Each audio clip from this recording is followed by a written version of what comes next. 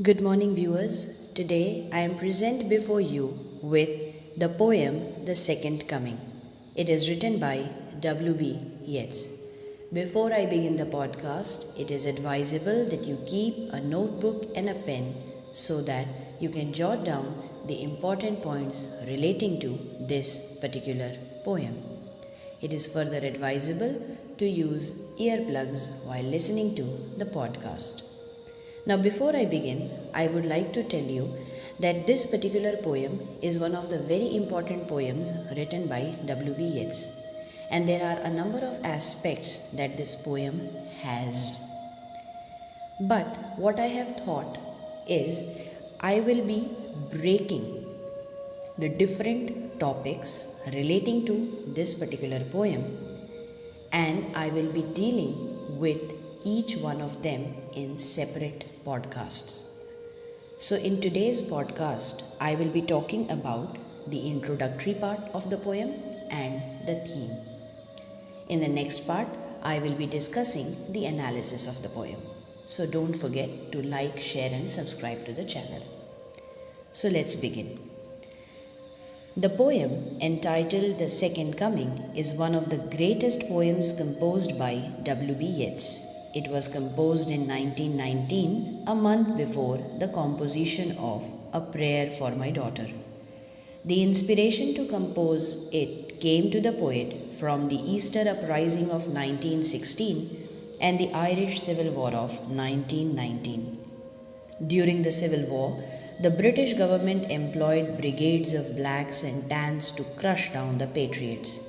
Drunken soldiers fell on innocent wives, daughters, mothers, children, peasants, and peace-loving writers.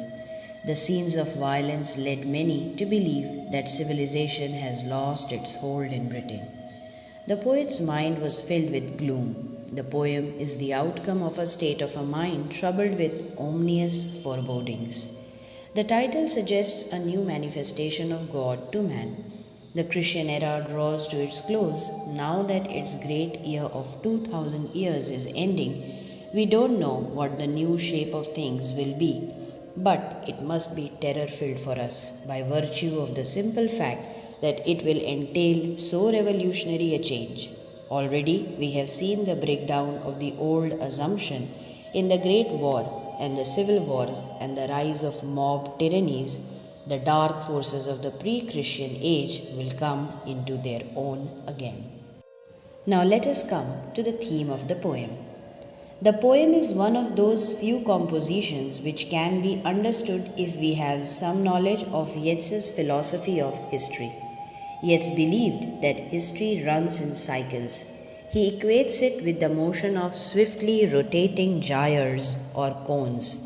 The gyres rotate round a fixed center.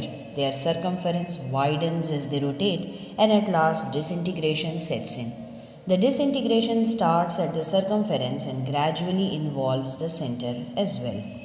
Yeats believed that the present cycle of history began 2000 years ago with the birth of Christ.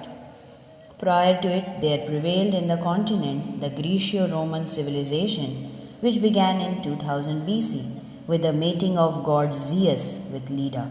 As a sequel to this union, Helen Castor, Pollux, and Clytemnestra were born. The Greco-Roman civilization attained its climax about 1000 BC, when Homer composed his two epics. The Greco-Roman civilization collapsed after enjoying a lifespan of 2000 years. Christ came and a new civilization was born out of the ashes of the earlier civilization. Likewise, the Christian civilization has nearly run its course of 2000 years, and hence Yeats believes a second coming is imminent. History repeats itself, albeit with some difference. The present wheel of history has come full circle, and a new civilization is coming into being. The birth of the new civilization may strike us as the death of the old. Its merits may seem to us horrifying. The very idea may be like a dreadful dream. But a change is positively coming, and very likely the future is already being formed in some distant region.